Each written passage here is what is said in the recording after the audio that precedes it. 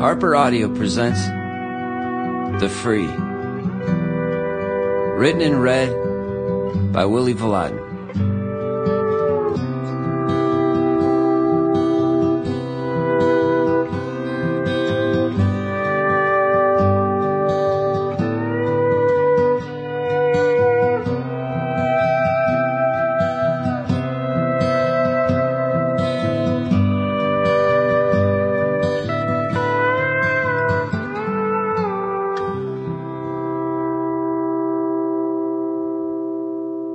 For the patron saint of nurses, Camillus de Lellis.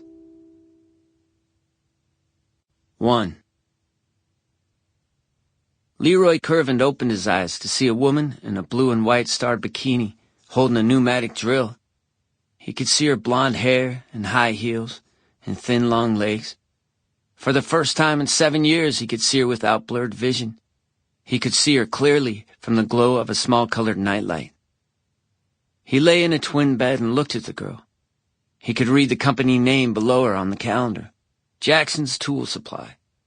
He remembered that his cousin worked there. Suddenly he could think things through. He could put things together where in the past years he'd been unable to. It was like his mind had suddenly walked out of a never-ending snowstorm. Tears dripped down the side of his face in relief. Was he finally free? Was he really himself again? Leroy Kervin had been 24 years old when his National Guard Brigade was sent to Iraq. 6 months into the deployment, a roadside bomb had destroyed the vehicle he was in. One soldier had been killed, 2 others severely injured, and he'd woken up in a hospital in Germany with major brain trauma and 2 broken arms. He couldn't speak and couldn't walk.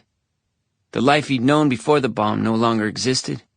That Leroy Kervin had vanished. The new Leroy Kervin couldn't recognize people he'd just met. He'd become instantly agitated and just as quickly depressed. He'd throw things in frustration 1 minute and sob the next. It took him months to relearn to walk, months before he could again hold a fork, and always he struggled with his speech and with his emotions. There was no miraculous recovery for the new Leroy Kervin. Rehabilitation turned into caregiving, and eventually led him to a second-rate group home for disabled men in a town in Washington State. But that night, for the first time since the explosion, he woke with clarity. Memories flooded into him. He could recall his routines, the week's menu, what time he went to bed, and which days he took a shower. He could remember his mother bringing him takeout food and sitting next to him while they watched TV. He could remember his girlfriend, her eyes and face, and the birthmark on her calf, and her walking around in her underwear.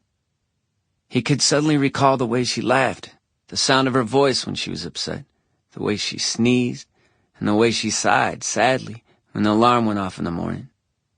What was happening to him? Time passed, and he didn't know what to do. He grew tired.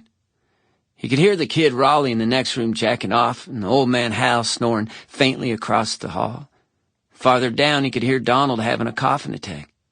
Donald, who had run around the place naked, who'd come into Leroy's room, shake him awake, and spit unintelligible words all over his face.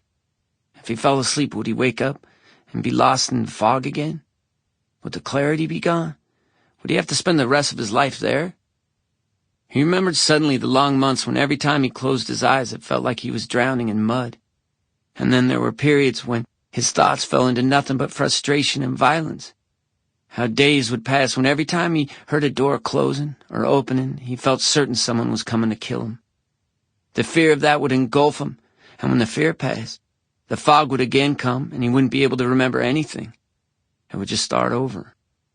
Was this all his life was? Was this clarity just another illusion, a trick? He knew that most likely he would close his eyes, and sleep would come, and the clarity would disappear, and the frustration, the bleak thoughts, and the fog would return. But at that moment, on that night, he had a window, and he decided to escape through it. He decided he would kill himself. He got out of the bed in such hysterical panic that he began hyperventilating. He shuffled to the kitchen trying to catch his breath. He tried to open the silverware drawer to find a knife, but it was locked. He checked the meds cabinet. Sample complete. Ready to continue?